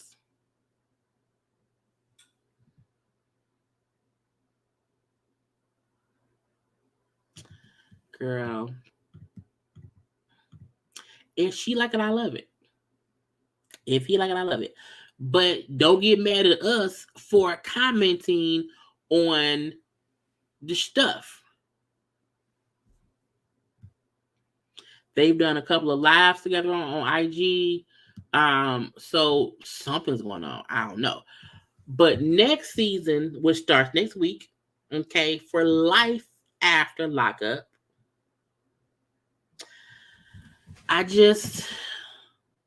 first of all, I'm not happy that Brittany and Marcelino are back. I feel like we don't need no more of them. They are the only couple still left from the first season of the show. And they have gotten married, had multiple kids. It's a whole, we do not need them no more at the all. So I'm not happy that they're back. Okay. Sean and is it Amber? Is her name Amber? I don't know. Sean and the new wife. They who had a baby. I mean, I guess we can see what happens with them, but I feel like Kelly has to be around because Kelly's funny. And she calls Sean dumb. Kelly's the first redhead lady. The second dude, whose name I can't think, who's with the girl, what's their name? The second dude who was in prison, who we don't trust, I don't like him.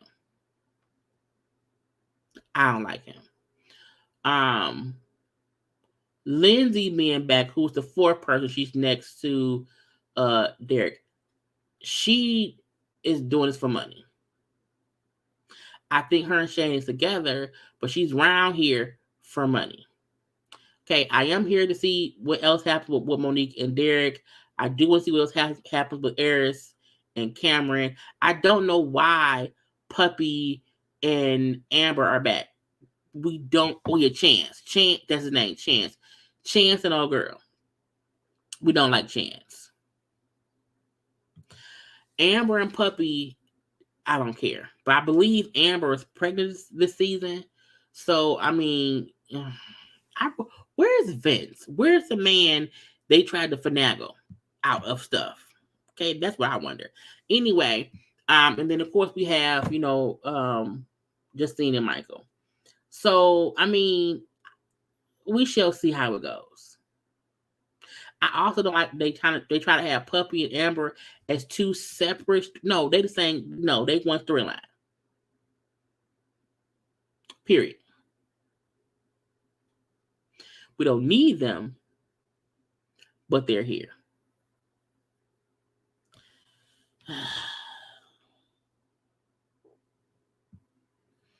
Right, it's Vince Stable. I don't know. But we shall see because Life After Lockup starts next week. They don't take no breaks. So we shall see. So we'll be back here next Saturday. Talking about the foolishness, okay?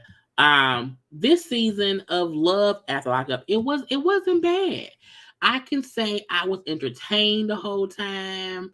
We got, new stories, okay, new foolishness, new stuff to go into the next season. Because not only because like Iris and Cameron also has his siblings that can be kind of crazy. With Michael and Justine, both of their parents and families or whatever can be, whatever. With Derek and Monique, we already know for a fact that a fight gonna happen because the clips of that fight that was going on, that's gonna happen in life after Lockup. So Monique and her people and Derek's sisters is going to fighting, and I feel like let it happen. Okay, but again, new cast, a great season this time. I had a good time. Okay, with all of the foolishness, even though I'm happy Gabby and Chris is out of our faces or whatever. But out of the was it 5 couples or 6 couples or whatever, it wasn't, it gave what was supposed to be gave, okay. But I want y'all to have a good evening. I'll be live for something tomorrow at around 5:30. I don't know what yet. I don't know what I'll be live about tomorrow. But I will be. Do not forget to like the video. Okay, do not forget to subscribe to my channel. Speak of my whole JayBird. Do not forget to also subscribe, like, comment, share. Follow me on social media at JayLeesCorner on IG, also on Twitter. And enjoy the rest of y'all Saturday. Okay, of y'all Saturday. Okay, I will see y'all tomorrow for something. I don't know what just yet. Okay, I don't know what. But I'll see y'all then tomorrow around 5:30 p.m. Gotta go. Love you all. Bye.